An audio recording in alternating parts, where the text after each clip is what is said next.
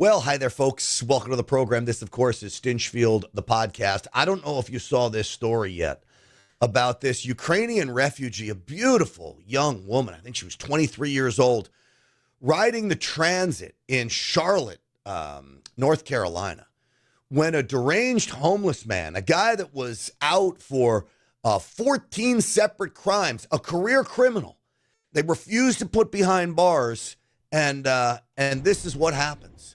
You see him get up from behind her. She's on her phone, this young woman, with her earbuds in, and she does not see it coming. It is an absolute catastrophe of a story.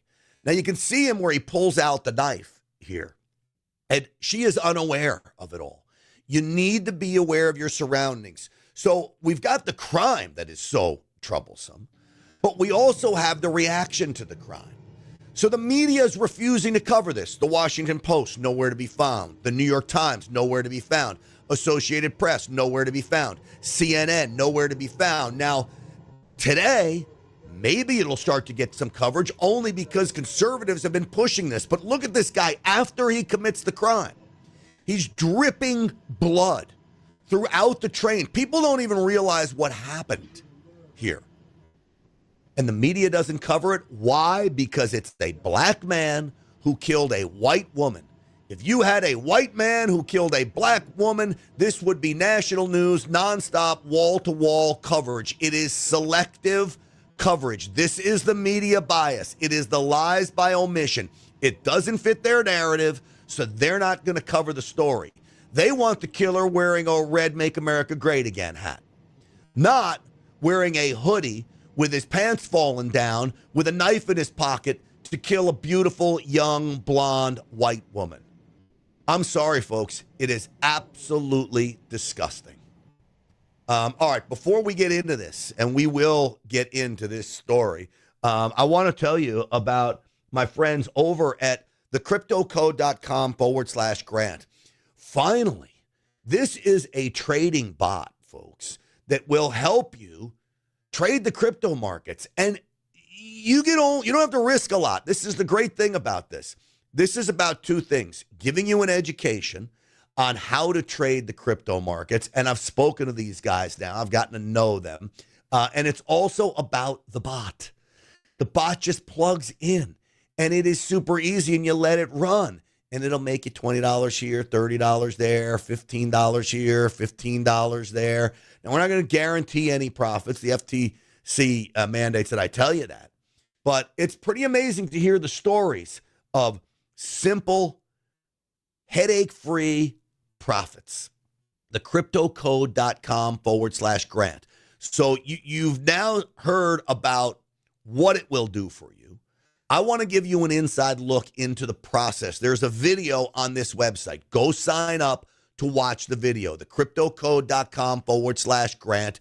If you need a side hustle, a need a way to make some money, this could be it for you. Thecryptocode.com/Grant. Sign up, watch this video. I promise you, if you're looking for some extra cash, you will not regret this one. Thecryptocode.com/Grant. And remember, the FTC says that nothing's guaranteed here. I'm not giving you investment advice, but me personally, I like these guys. I really do. All right. So now with that, folks, let's get the show started. Uncensored and unapologetic. This is Stinchfield. Here's your host, Grant Stinchfield. All right, welcome back, everybody. Grant Stinchfield here, Stinchfield 1776. Hey, wherever you're watching, please like the video. Subscribe to the channel, please. That really helps us amplify the voice. All very, very important. So, folks, I want you to look closely at this young woman. This is the Ukrainian refugee who was murdered by the man you see behind her. That man, say police, is a 14-year career, 14-time career criminal. These are his mugshots from over the years. DeCarlos Brown. And apparently most of the time the charges had been dropped over and over again. And he's set free. Now, to me, in a blue city like Charlotte, North Carolina, run by Democrats, the judges ought to be ashamed of themselves. How do you let a guy like this go?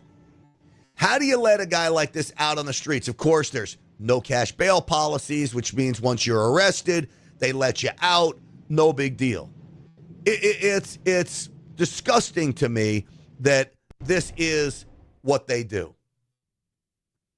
So you got Democrats with blood on their hands, as this DeMarcus Brown, who the man you see there, say police, responsible for killing this young woman. So I want to play for you the news story first, because I tell you it's getting no publicity. It's getting no publicity nationally. It got publicity in Charlotte, North Carolina, and I applaud the local news media for covering this story. And you can see here, dripping blood, and nobody really doing anything about it. They didn't even realize what just went down, this deranged lunatic. Again, local news in Charlotte covering it. Media silence from the national news. So let's first set the story up from how the media was covering this in Charlotte.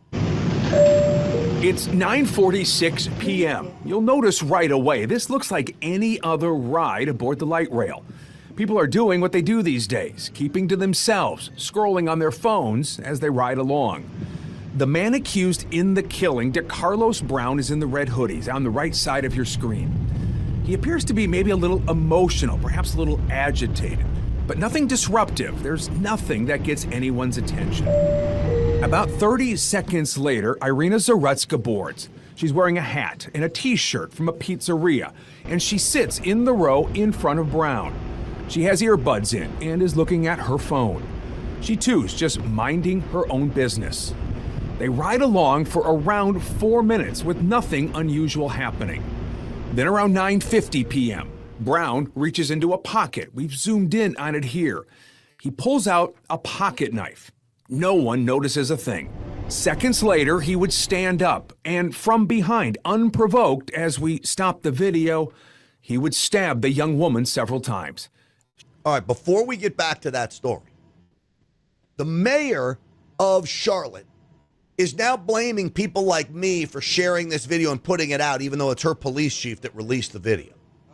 She says we shouldn't be doing this because it paints a very bad picture of Charlotte, North Carolina. No, what this paints is a bad picture of Democrats in general that allow criminals like this to continue to roam the streets. It paints a very bad picture of the mainstream media that refuses to cover stories like this unless you're a local news channel covering it in Charlotte. Because why? A black man kills a white woman. If this was a white man killing a black woman, I'm telling you, CNN, MSNBC, the New York Times, the Washington Post, they'd be all over it. White folks would be vilified everywhere for just how racist this country is. But this happens, you get crickets from the mainstream media. She had no chance to defend herself. The attack was over in seconds, and when it was over, Brown walked through the train attempting to get off. Few passengers, if any, at first realized what had happened until they noticed drops of blood on the floor. 90 seconds after the attack, a bystander rushes down to begin lending aid to Zarutska. She would die from her injuries. 30 seconds later, 9:52 p.m., 6 minutes into the video, Brown leaves the light rail. The video here shows us just how quickly things happened and how difficult it would have been to prevent once he got on the train. And that is an important part to all of this. From what we've been told, Brown never should have been on the train. Authorities tell WBTV he did not buy a ticket. CAT says it is working on ways to keep fare skippers off mass transit. Fare skippers off mass transit? I get it's important he buys a ticket. That's what you're focused on? It is fare skipping? How about you highlight the fact that he was let out of prison too many times to count? That they didn't put him behind bars and hold him with a bail that he couldn't pay. But no, that's not what we get from the mainstream media. So President Trump was asked about this. He hadn't heard about the story, but you better believe he's going to look into it.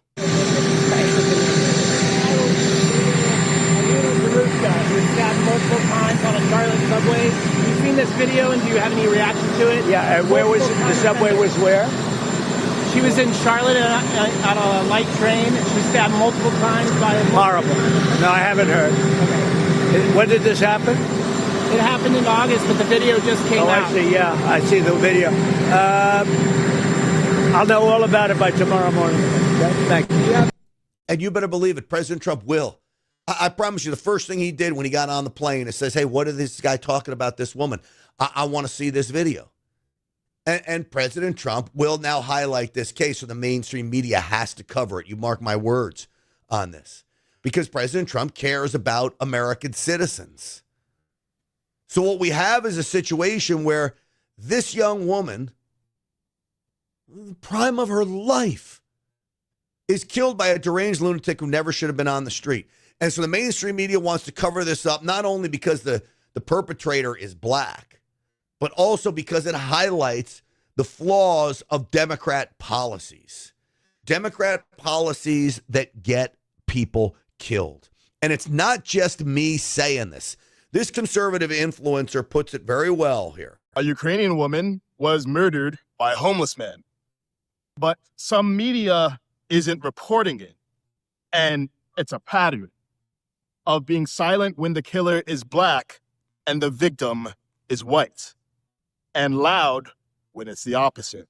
On August 22nd, Irina Zarutska sat down on a bus in front of DeCarlos Brown. DeCarlos, for no apparent reason, stabbed her in the throat. This was cold-blooded murder. Irina was a white, blonde, Ukrainian refugee who fled the war. DeCarlos is a black, homeless, four-time felon who just left jail. I hate that I even need to mention their skin colors, but I do. Because if this had been a white man murdering a black woman, this would be nonstop national news. And yet, the New York Times hasn't reported on it. CNN hasn't reported on it. MSNBC hasn't reported on it. What do they all have in common? They're all on the left. This is clearly newsworthy. It touches multiple third rails: race, immigration, Ukraine war, homelessness, and crime. So why aren't they reporting on it? Because there's a race-based double standard in the media. Now, make no mistake, right-wing media like Fox News and New York Post are biased too. And here's the thing, the media is overwhelmingly left-leaning. 30 to 60% of journalists are on the left. 5 to 7% are on the right. So we're all getting a skewed version of reality. One in which white on black crime is worthy of marching, but black on white crime isn't worth mentioning. Both. It's true. And so this gentleman is absolutely right when he talks about the race-based double standard in America today. And when you highlight, think about where all of these issues cross. You've got homelessness crosses here. Certainly a problem in just about every big city in America today. Most big cities run by Democrats. Why are there homeless problems? Because Democrats tolerate the homeless problems and enable the homeless problems, and in many respects, encourage a homeless population in their cities by the handouts that they give. You've got the immigration issue of the Ukrainian coming in. You've got the no bail policies of those on the left and the coddle the criminal policies on full display here.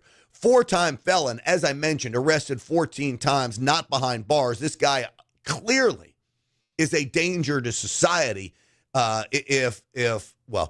the man who killed her is a danger to society. If the man is this DeJuan Brown, who the police say is, he's a danger to society. Why is he on the streets? Because Democrats coddle criminals. So what is the media doing here? It's covering for all of these Democrat policies that are failing American citizens on a daily basis.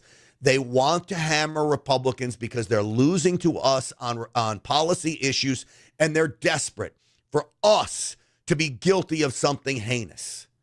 It's why the trans shooters don't get as much coverage as a shooter who's a young white male. They want them to be a young white male, not a young white female who was a male or a male who was a female, pretending to be somebody they're not. It goes against total the narrative of the left.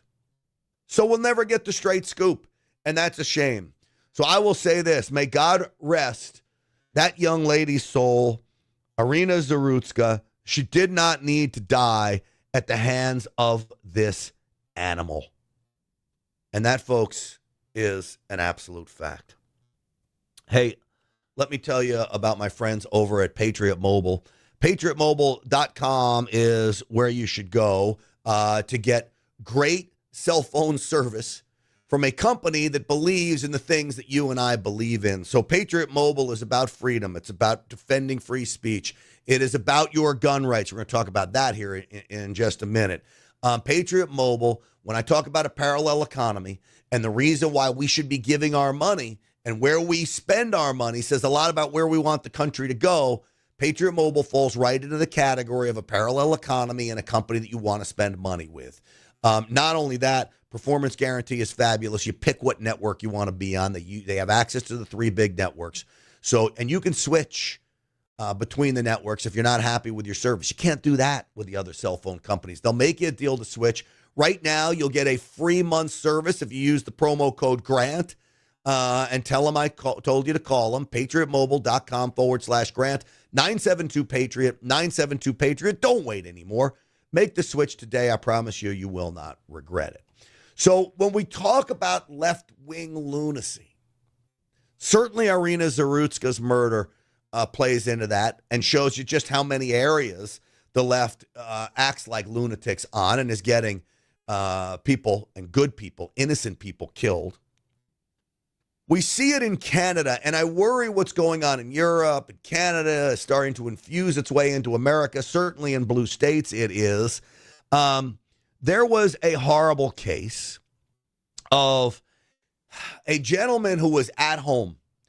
A home invader comes into his house.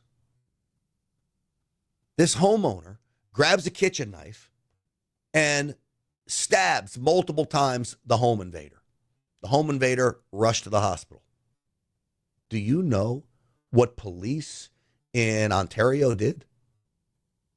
They charged the homeowner. They charged the homeowner with assault for simply defending himself.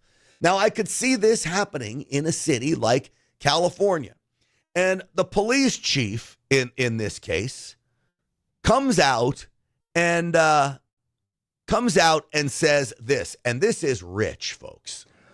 In the unlikely event that you find yourself the victim of a home invasion, we are urging citizens not to take matters into their own hands.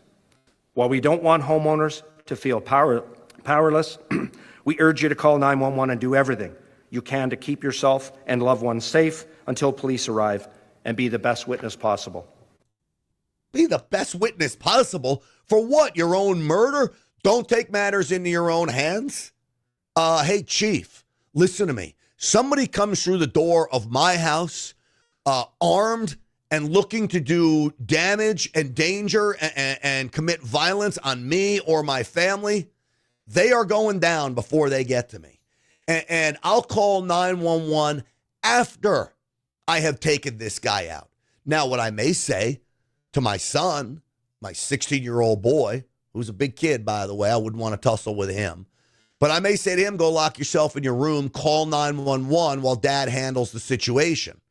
Now, as many of you know out there, I'm a big proponent of having firearms in the house, safe from unauthorized users, of course, and being a big proponent of being trained in the use of those firearms. I promise you, I know my house better than any intruder.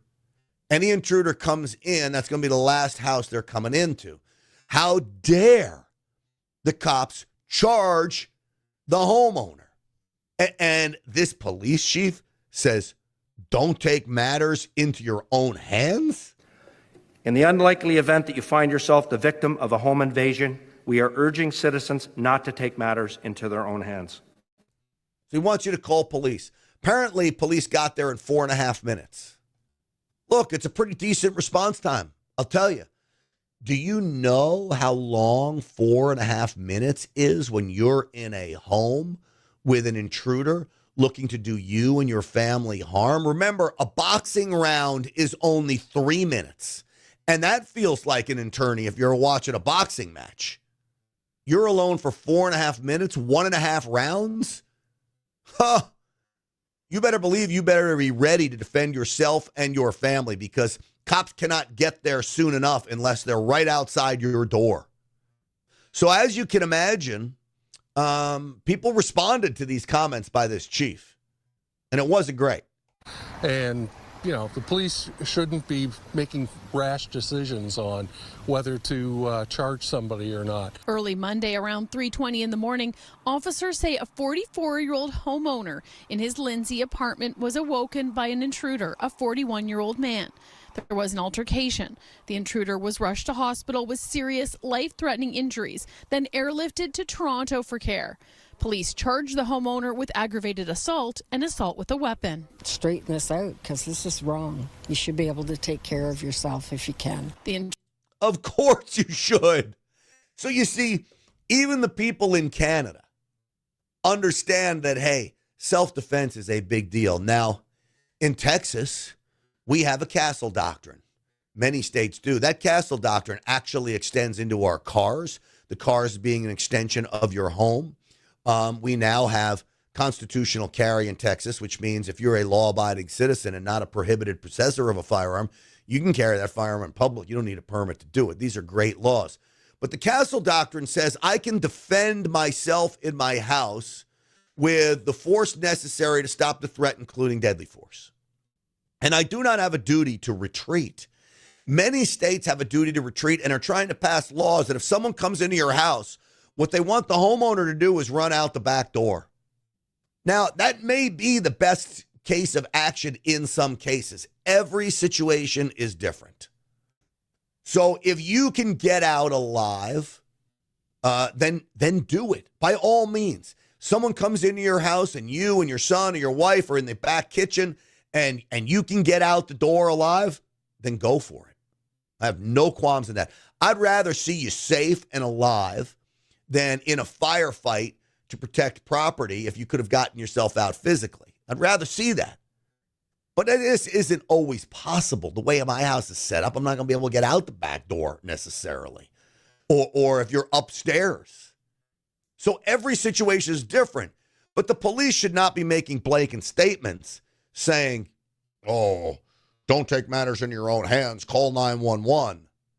Give me a break. Well, this police chief walked it back a little bit, saying, well, that's not what we meant, but we're just here to enforce the law.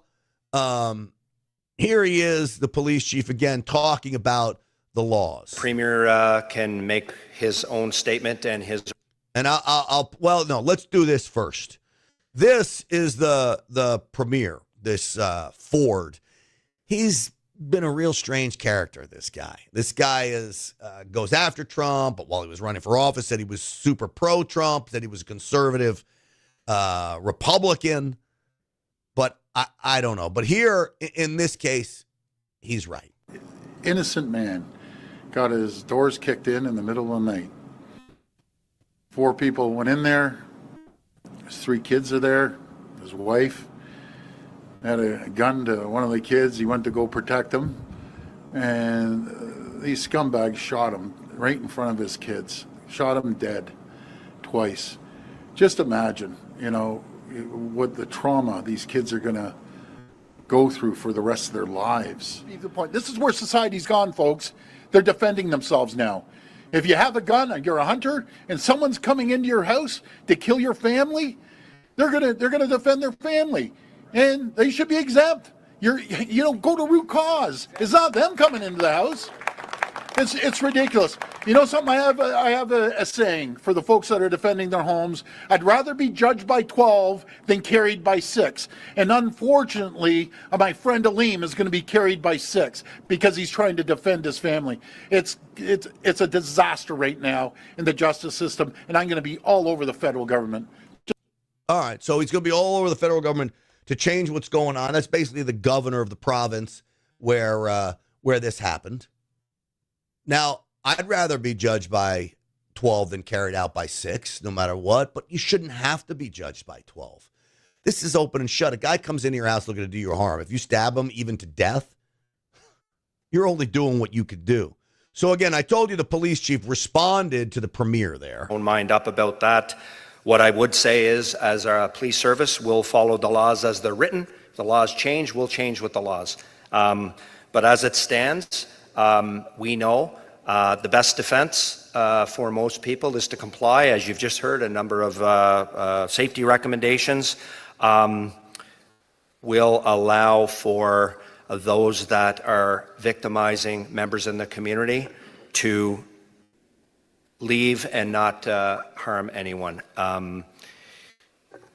It sometimes can fall on deaf ears when members feel like they have to take matters into their own hands. And the only thing I'd say is, if we are going to rely on our community members to take matters into their own hands to solve this problem, we have all failed our community.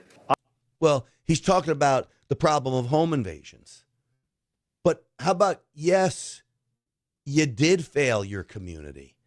If you've got crime that's out of control and you're telling people they cannot defend themselves, that's a failure in the community. So this is why I'm not a big fan of police chiefs and I'm more a fan of sheriffs. Sheriffs are elected by the people. They're like having one of your own in law enforcement. This guy's just a left-wing politician doing the bidding of left-wing lunatics in Canada. This guy could be in Los Angeles, though. This is virtually the police chief in L.A., following the wishes of Mayor Karen Bass. Could you imagine if this happened in California? Would you not see a homeowner being charged with defending his property in California? You better believe it. So these are the kind of things that need to change. The premier have been talking about this before. Did you hear about the guy that these thugs came up, ready to steal his car? They're all in their masks and everything. So I guess he was a hunter or something. He shot up in the air. I don't recommend that, by the way. But he gets charged. I got to find out this guy's name and number. And so he's talking about a guy in a carjacking. Shoots his gun in the air, doesn't even shoot the carjackers to scare them away. And the cops charge the guy. My Lord, this is why, I said it jokingly, folks, because I know in many respects we really don't want Canada as the 51st state. We would literally, they'd have 2 Democrat senators going in. It wouldn't do us any good. But this is why, if you're a Canadian and you're conservative, why you'd want to join the United States for the Second Amendment provision alone. And I'm going to hold a fundraiser for lawyer fees for him. He should get a medal for standing up. It's like down in the U.S., we should have the castle law. Someone breaks into your house, and I know any of these people here, someone breaks into your house and they're coming after your kids and you're coming after your spouse, you're going to fight like you've never fought before. You're going to use anything that you have, be it weapons, baseball bats, knives. You're protecting your family. These thugs shouldn't be coming in there. No, they shouldn't. And it's an absolute disgrace that homeowners, car owners, everyday citizens are being charged with these crimes. What an absolute disgrace when it comes to that. All right. Folks, my friends over at the Wellness Company want me to tell you about a new parasite. Have you heard about this Chagas? I don't even know how to say it. Chagas. It's a bug that if it bites you, the bug has a parasite. And when the bug goes number 2 on your skin, you can't see it. It's so small, you scratch yourself, and the parasites in the bug defecation gets into your skin. It causes all kinds of problems. This is where the parasite cleanse comes in for the Wellness Company. It's now an epidemic in America. They're saying this parasite is in 400,000 Americans, and it's becoming a real problem. So I just went through my parasite cleanse. I feel so much better. I lost bloat and my skin cleared up, which then really tells me I think I was probably suffering from a parasite infection.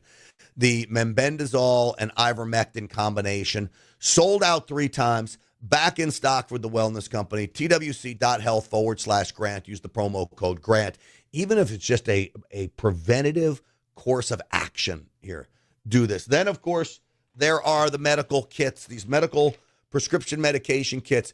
If you want to be prepared for anything, you need to have one of these kits on hand. There is ivermectin in here as well, but there's also amoxicillin, a Z-Pack, So many of the medications you would commonly need to keep you and your family safe are in this kit. Speed of delivery is always the best way to get these drugs into you. So don't wait for a doctor's appointment or having to go to the drugstore and pick up your prescription. You'll have it on hand when you need it. twc.health/grant. Use the promo code GRANT. And so many other products at the wellness company, like the spike support to get the spike protein out of your system if you took the vax. twc.health/grant. Use that promo code GRANT for 10% off. All right. Let me see here. Now, folks, I want to tell you what President Trump has been doing this week. And it's pretty amazing. This is President Trump going after reporters. Why? Let me ask you. Yeah. Really higher than Chicago? You're not. Excuse me. Do you know how many people were killed in Chicago last weekend? 8. You know how many people were killed in Chicago the week before? 7. You know how many people were wounded? 74 people were wounded. You think there's worse than that? I don't think so. They're so upset about President Trump sending the National Guard in. So you got Baltimore now set for the National Guard. You've got possibly New Orleans set for the National Guard. And, of course, Chicago set for the National Guard. And so I'm waiting for them to come in. I think L.A. could use the National Guard, an expansion of that from where they already are there in Los Angeles. Most blue cities could use the National Guard. But reporters are so deceitful. And these were a couple cases. You can tell President Trump is ticked off at these reporters. He's about done with them. Listen. That's fake news. When you say that, darling, that's fake news. Well, why would you the Department of Defense? Listen, be quiet. Listen. You don't listen. You never listen. That's why you're second rate. We're not going to war. We're going to clean up our cities. We're going to clean them up so they don't kill 5 people every weekend. That's not war. That's common sense. Yeah, exactly. Thank you, Mr. President. Though I will say this, you want to call it going to war against criminality, then call it going to war against criminality. Everybody will support that. But we're playing semantics. There's a war on drugs going on right now. There's a war on illegal immigration going on right now. There's a war on terrorism going on right now. All of that being waged by President Trump and the United States military, including taking out those narco-terrorists on the boat. That was a war on terror and a war on drugs hit. The media goes crazy over that. Why? Why does the media go crazy? See, President Trump now has the media, okay, defending. They have the media defending people no person in their right mind would ever defend. Narco-terrorists coming in from Venezuela with fentanyl on the boat, and you're upset that President Trump did a military-style hit on that boat? Come on. How about now he flipped the role on the transgender shooters? President Trump says, trolling, by the way, maybe we shouldn't let trans people have a firearm. Well, now all of a sudden the Democrats are the biggest defenders of the Second Amendment I've ever seen. Apparently trans people now are going to be the next people rushing to be members of the National Rifle Association. And the Democrats are pushing them in that direction. I mean, this is the brilliance of President Trump. J.D. Vance talked about it over the weekend. One thing I've learned just working with him like every day is he doesn't have an off switch. Like sometimes the president will call you at 12:30 or at 2 in the morning, and then he'll call you at 6 in the morning about a totally different topic. It's like, Mr. President, did you go to sleep last night? Like, what is going on here?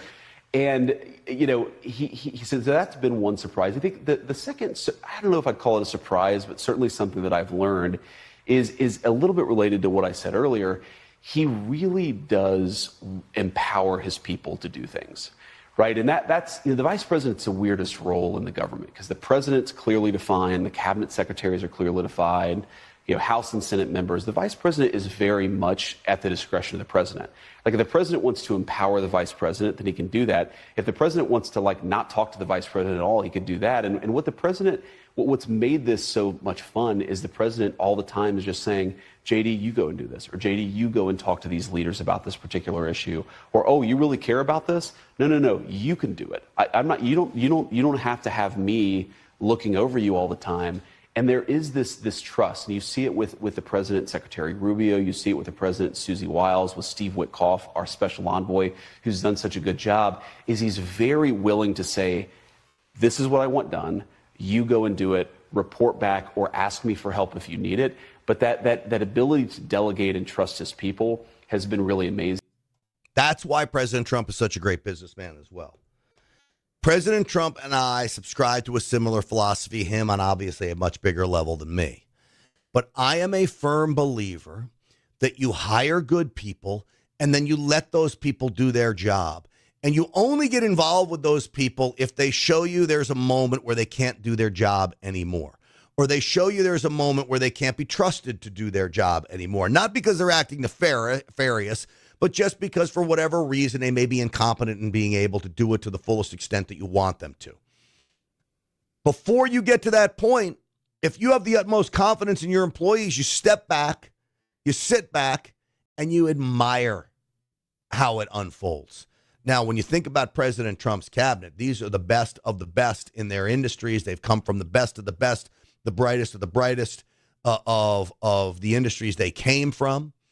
And so President Trump has a great luxury to sit back and let them do this. The tariff negotiator and Steve Witkoff. You've got Scott Bessent, the Treasury Secretary, not the most electrifying guy in the world, but so knowledgeable about finances and where this country needs to go on an economic basis and what will get us there. President Trump can sit back and he can do what he can do best, and that's manage the nation in a way to steer it to success. And that's really is what President Trump is doing. Now, one of the things that I think in many respects has been forgotten about is the war on illegal immigration. So this is gentlemen talking about the illegal immigration and the migrant children and how many were found in the most deplorable conditions. And again, another story the mainstream media refuses to cover. We found kids in very deplorable conditions, very dirty conditions. We found children who have been raped. We got exclusive access to the team operating from what they call the War Room in Washington, D.C. Working under the Department of Health and Human Services, the team is made up of volunteers from agencies like the FBI and Homeland Security investigations. The team is entirely data-driven. They're focused on analyzing records and addresses to track down where these minors ended up. More than 22,000 unaccompanied children have been found so far under this Trump administration. 27 of the minors were found dead, either murdered or by suicide, car accident, or drug overdoses.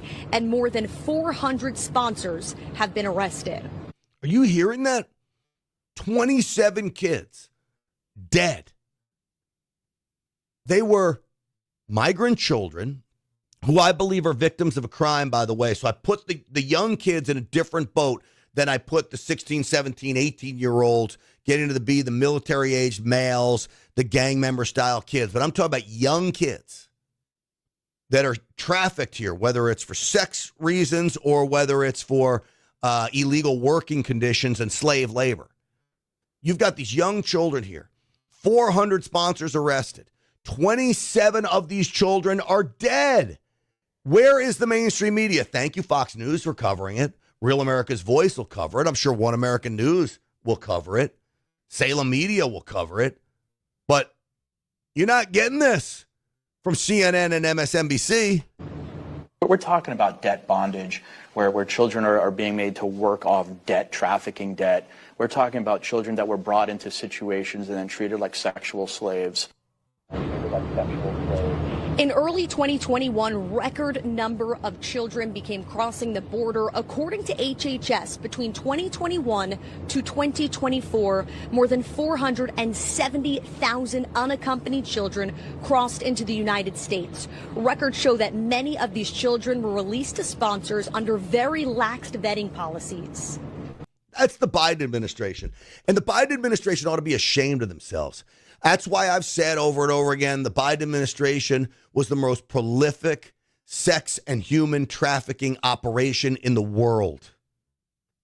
Unvetted adults taking in these children. Where are the parents? President Trump tries to reunite these kids with their parents, sending them back to their home country. And what does a Democrat judge do? Stops the deportation of the children to literally reunite them back with families that want the kids back.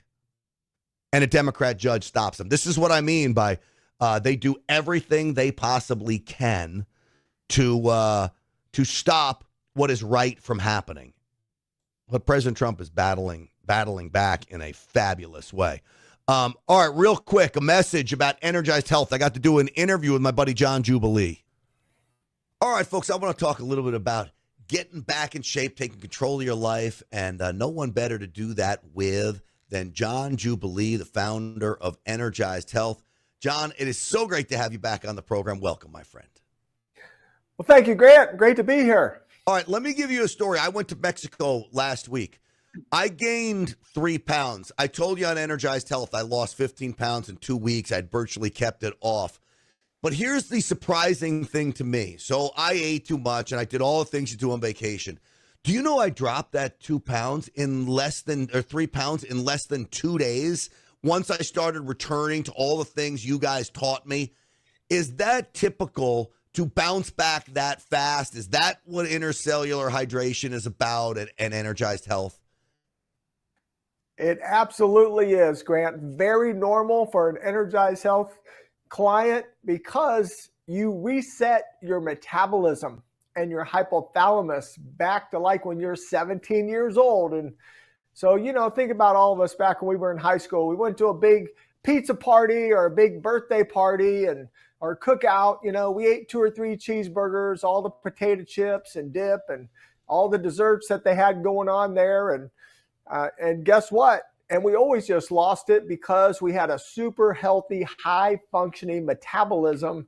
And that's what happened to you. You've optimized your metabolism. And so, and by the way, I'm so proud of you that on vacation, you did not withhold from yourself, because that's one of our principles. It's one of our founding principles at Energized Health is when you're on vacation, be on vacation. Eat what you want, enjoy the atmosphere, enjoy the new foods. Man, that's living life. Well, I'll tell you what, and I did that. So thanks for being proud of me for that, because I most certainly lived up to that. But the bounce back, what was so surprising to me, because I was bummed when I put myself on the scale and saw the extra 3 pounds, and then right back into shape. Clearly amazing. How is that working, John? When you talk about hydrating your cells from an intracellular hydration level, why does it work for us? Well, it works, Grant, because your body is made up of 37 trillion cells. It's a lot of cells. And everything is cellular. And when all your cells are optimized, they have the energy of like little mini thermonuclear power plants, because you activate all your mitochondria. And so it's like turning up a high voltage meter inside your body is what you do to your metabolism. It also optimizes each and every organ individually. Your thyroid, your pancreas, your kidneys, your lungs, your heart, your skin is an organ. And so what happens is when every single thing in your body is optimized, even when on those occasions when we do overeat, guess what? It gets in that super healthy digestive system that is like a high functioning generator. And that stuff may stay in there for a few days, because people don't realize your digestive system, if you laid it out, it's like the size of a tennis court. It's a long way for that food to, work its way all the way through. But in your metabolism, it's got the heat is turned up. And so it's just metabolizing, all that extra food that's in there. But that's why you can feel amazing. Even if we overdo it, on a week vacation or a 2-week vacation, we'll bounce right back within the next week. So even if you're older, and so I'm 56, I don't like to consider myself old, but say you're into your 70s, 80s, can you still speed up your metabolism? At every age, Grant, we've had my oldest couple was 92 years old. They came and said, John, man, all our friends are talking about this, or actually it was their kids, their kids and their kids' friends their kids were in their 60s and 70s, Grant. And they said, hey, could we do it? And I said, well, as long as you guys promise not to die on me, I said, that'd be bad for my marketing. And so they laughed, but they did it at 92 years old. And a 92-year-old man gained over 12 pounds of healthy, lean, solid muscle. And muscle is what builds our metabolism. Muscle is what spikes that metabolism.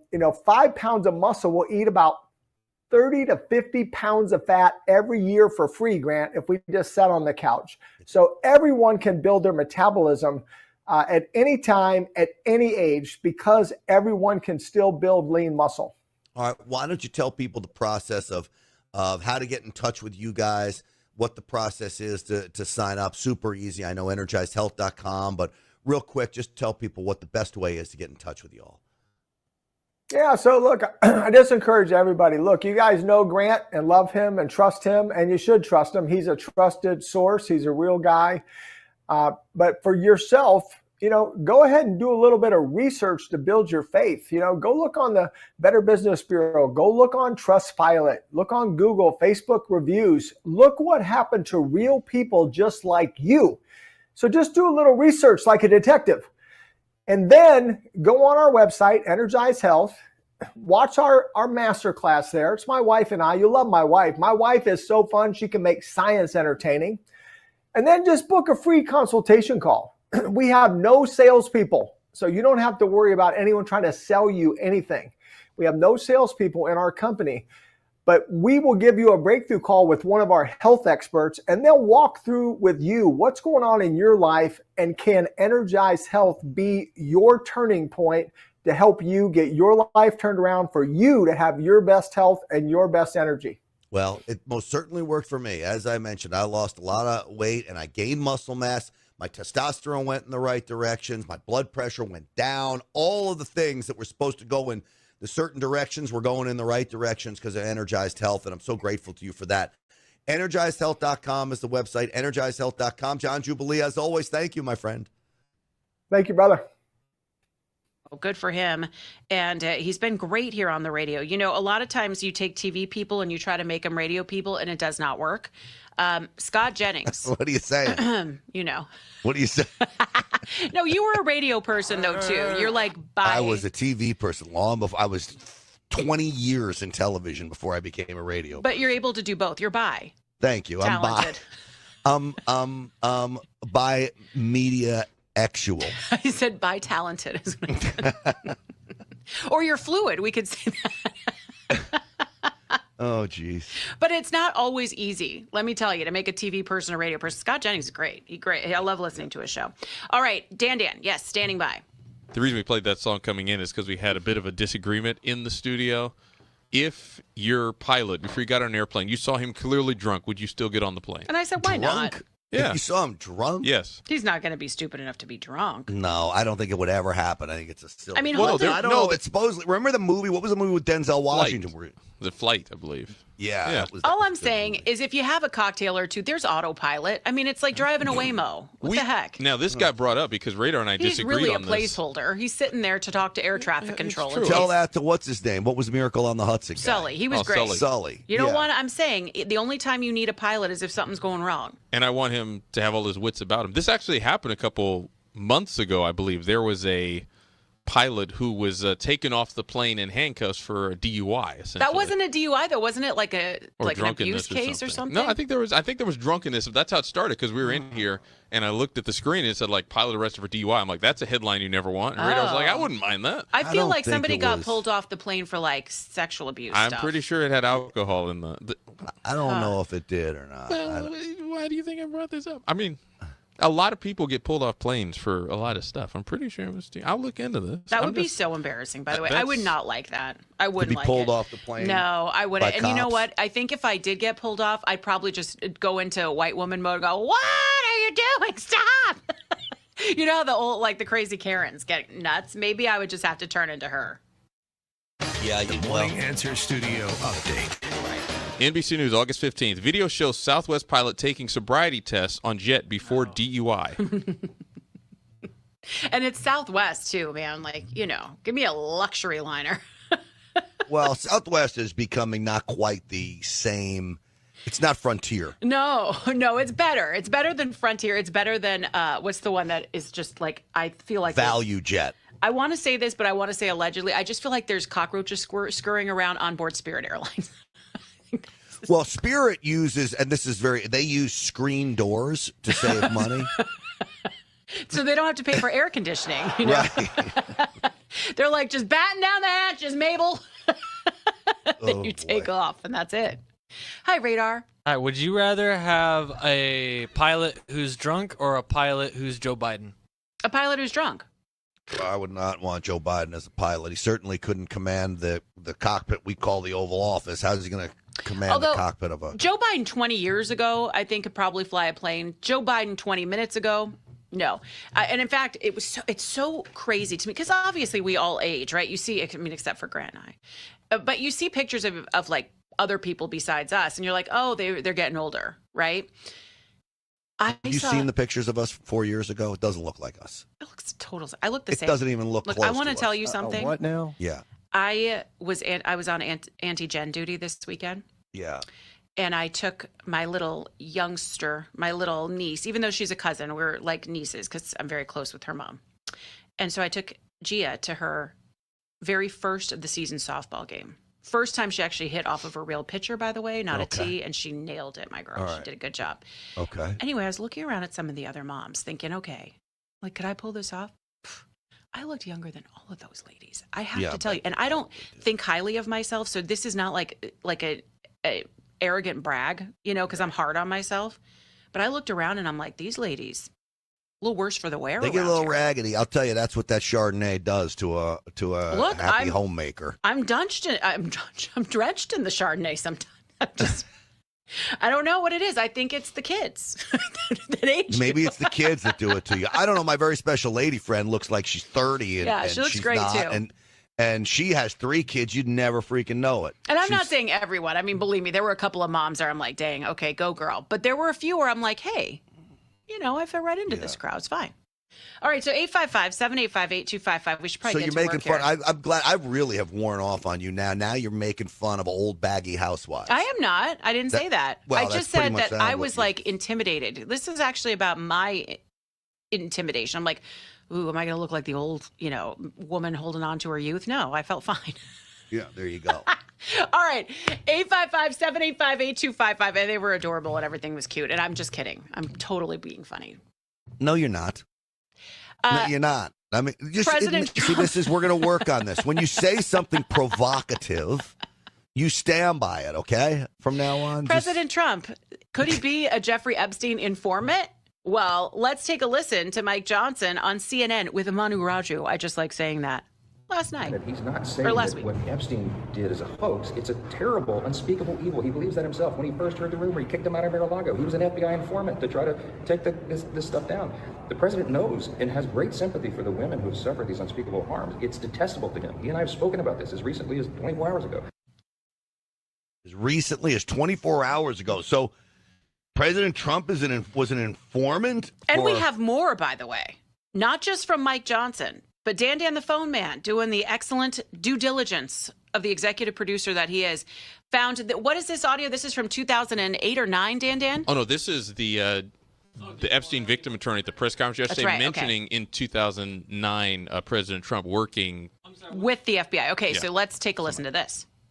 I'll go first and then I'll let them. They're much more important than me, but I don't understand why it's a hostile act. I can tell you that I talked to President Trump back in 2009, and several times after that. He didn't think that it was a hoax then. In fact, he helped me. He got on the phone. He told me things that were helping our investigation. Now, our investigation wasn't looking into him, but he was helping us then. He didn't treat this as a hoax. So at this point in time, I would hope that he would revert back to what he was saying to get elected, which is, I want transparency. So, who was that? One of the attorneys for the victims. One of the attorneys for the victims. At that press conference last week. And then we have Speaker Johnson. The whole clip, he talks about how President Trump doesn't think it's a hoax that these things didn't happen to people. He's saying it's a hoax when it comes to, Republican involvement and Trump involvement and all of that. The greatest thing that I saw running around this week, well, one of them, there were a few doozies. One of the doozies is the report that Republicans were being redacted by the Department of Justice if they were mentioned in the Epstein files, but only Republicans. Baloney. It's a bunch of baloney. And believe me, if that happened, there would be so much proof. Oh, my goodness. You wouldn't just have online rumors.